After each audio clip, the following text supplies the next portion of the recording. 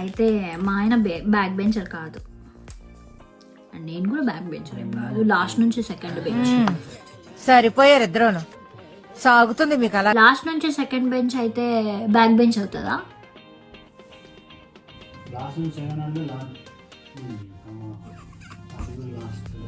Okay, అంటే నేను last bench అయితే మేబీ. అంటే మాకు ప్రతిసారి ఎలా కూర్చోబెట్టే వాళ్ళంటే హైట్ వైజ్ కూర్చోబెట్టేవాళ్ళు కాలేజ్లో కానీ, దాని తర్వాత ఇంకా ఎలాగైనా అని. సో అంతే గైస్. ఆన్సర్. నువ్వైతే ముందర కూర్చునేవాడువా రాజా?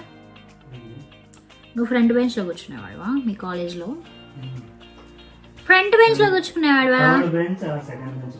థర్డ్ బెంచ్, సెకండ్ బెంచా? ఓకే. ఎందుకు?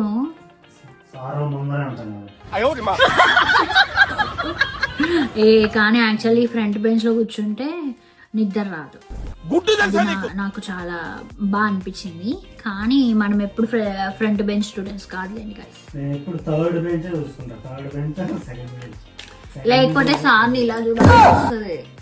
మేము డిప్లొమా చేసేటప్పుడు అయితే మా సార్ ఎలా ఉండేవాడంటే సోది చెప్పేవాడు కొంచెం చాలాసేపు. మా డిప్లొమా ఫ్రెండ్స్ చూస్తే నన్ను చంపేస్తారు కానీ, బట్ యా అంటే అరే మీరు ఇట్లా చేయండి రా, ఇట్లా చదువుకోండి రా, ఇది అది అని. ఓకేనా?